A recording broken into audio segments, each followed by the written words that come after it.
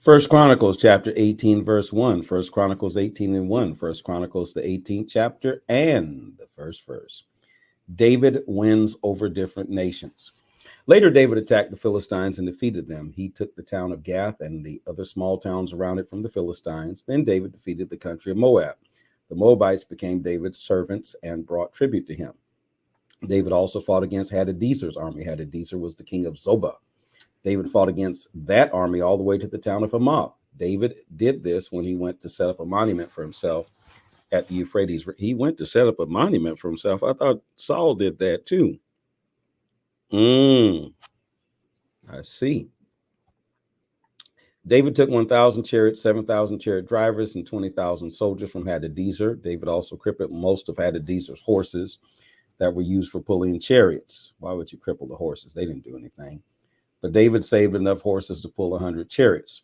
The Arameans from the city of Damascus came to help Hadadezer of Zobah, but David defeated and killed 22,000 Aramean soldiers. David put fortresses in the city of Damascus and Aram. The Arameans became David's servants and brought tribute to him, so the Lord gave victory to David everywhere he went. David took the gold shields from Hadadezer's army leaders and brought them to Jerusalem. He also took much bronze from the towns of Teba and Kun. How are you going to name that town Kun? Where are you from? Kun. All right. These towns belonged to Hadadezer. Later, Solomon used this bronze to make a bronze tank, the bronze columns, and the other things made from bronze for the temple. Thru was the king of the city of Hamath. Hadadezer was the king of Zobah. Thru heard that David had defeated all of Hadadezer's army, so Thru sent his son Hadoram to King David to ask for peace and to bless him. He did this because David fought against Hadadezer and defeated him. Hadadezer had been at war with Thru before. Hadoram gave David all kinds of things made of gold, silver, and bronze. King David made these things holy and gave them to the Lord. He did the same thing with all the silver and gold he had gotten from Edom, Moab, the Ammonites, Philistines, and Amalekites. Abishai, son of Zeruiah, killed 18,000 Edomites in the Valley of Salt. Abishai also put fortresses in Edom, and all the Edomites became David's servants. The Lord gave David victory everywhere he went. Wow. David's important officials. David was king over all Israel. He did what was right and fair for everyone. Joab, son of Zeruiah, was the commander of David's army. Jehoshaphat, son of Elud, wrote about the things David did. Zadok and Abimelech were the priests. Zadok and Hutub's son, and Abimelech were Abiathar's son.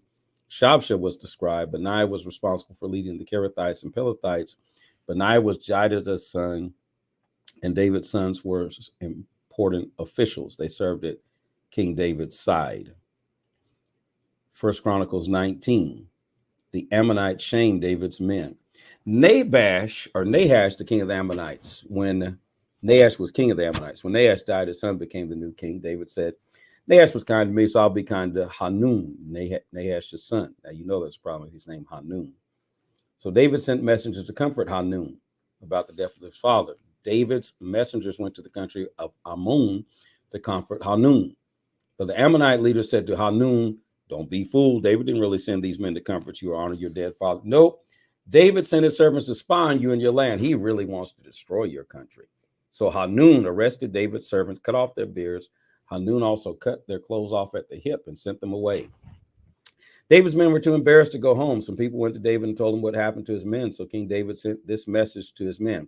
Stay in the town of Jericho until your beards grow again, then you can come back home. The Ammonites saw that they had caused themselves to become hated enemies of David. Then Hanun and the Ammonites used 75,000 pounds of silver to buy chariots, chariot drivers from Mesopotamia. They also got chariots and chariot drivers from the towns of Makkah, Zobah, and Aram. The Ammonites brought 32,000 chariots. They also paid the king of Makkah and his army to come and help them. The king of Makkah and his people came and set up camp near the town of Medeba. The Ammonites themselves came out of their towns and got ready for battle. David heard the Ammonites were ready for war, so he sent Joab and the whole army of Israel to fight the Ammonites. They came out early and got ready for battle. They were near the city gate. The king who had come to help stayed out in the fields by themselves. Joab saw that there were two army groups ready to fight against him, one group in front, the other behind. So Joab chose some of the best soldiers of Israel and sent them to fight against the Aramean army. He put the rest of the Israelite army under his brother Abishai's command. These soldiers went out to fight against the Ammonite army. Joab said to Abishai, If the Arameans are too strong for me, you must help me. But if the Ammonites are too strong for you, I'll help you. Let's be brave and strong while we fight for our people and for the cities of our God. May the Lord do what he thinks is right. Joab and the army with him attacked the Aramean army. The Arameans ran away from Joab and his army. When the Ammonite army saw the Aramean army was running away, they also ran away. They ran for their life. They ran away from Abishai and his army. The Ammonites went back to their city, and Joab went back to Jerusalem. The Aramean leaders saw that Israel had defeated them, so they sent messengers to get help from the Arameans living east of the Euphrates River. Shahak was the commander of Hadadezer's army from Aram. Shaphat also led the Aramean soldiers. David heard the news that the Arameans were gathering for battle, so he gathered all the Israelites. He led them across the Jordan River, and they came face to face with the Arameans. He got his army ready for battle, and they attacked the Arameans. The Arameans ran away from the Israelites. David and his army killed 7,000 Aramean chariot soldiers, 40,000 Aramean soldiers, 7,000 Aramean chariot drivers, 40,000 Aramean soldiers. David and his army also killed Shaphat, the commander of the Aramean army. Call him Shaphat. When Hadadezer's officers saw that Israel had defeated them, they made peace with David. They became his servants, so the Arameans refused to help the Ammonites again. You're not getting us in that trouble no more, fighting with David.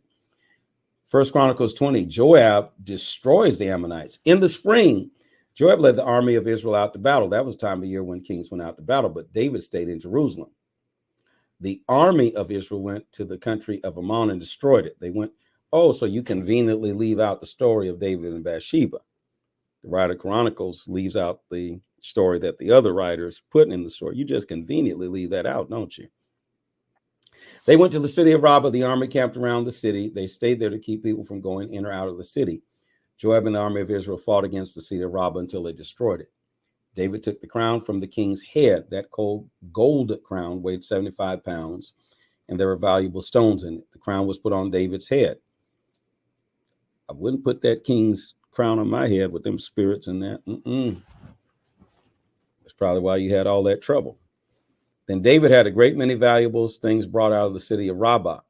He brought out the people in Rabbah and forced them to work with saws, iron picks, and axes. He did the same thing to all the cities of the Ammonites, and David and all the army went back to Jerusalem. They serve other gods. I wouldn't have. Put that crown on my head. The blood of Jesus. Y'all put that in the comment section. The blood of Jesus. Philistine giants are killed. There's power in the blood. Later, the Israelites went to war with the Philistines at the town of Gezer. At that time, Sabika was from Husha, killed Sippi. Now that sounds like a mess. Sabika from Husha killed Sippi. Lord, they done got Sippi, who was one of the sons of the giants. So those Philistines became like slaves to the Israelites. Another time when the Israelites fought against the Philistines, Al-Hanan, son of Jair, killed Lami. Lami was Goliath's brother. So Goliath had all kind of people. Goliath was from the town of Gath. Lami's spear was very big and heavy. It was large, like a large pole on a loom. Wow. Later, the Israelites fought another war with the Philistines at the town of Gath. In this town, there was a very large man. He had 24 fingers and toes. That's a monster. 6 fingers on each hand, 6 toes on each foot. He was also a son of the giants, the blood of Jesus. So when that man made fun of Israel, Jonathan killed him. Jonathan was Shemaiah's son. Shemaiah was David's brother. Jonathan was Shemaiah's son. Jonathan was Shemaiah's son. Shemaiah. Okay, so this Jonathan is David's nephew. Got you. So David's men were strong. His brothers and nephews and cousins were strong. And there was more than one giant. There were tons of giants. Wow. These Philistine men were sons of the giants from the town of Gath. David and his servants killed those giants. Wow. Amazing. This is the word of the Lord. Please follow, like, share, and subscribe. Put those words in the comment section. This is the word of the Lord, and make sure you encourage other people to join in with us as we read through the Bible.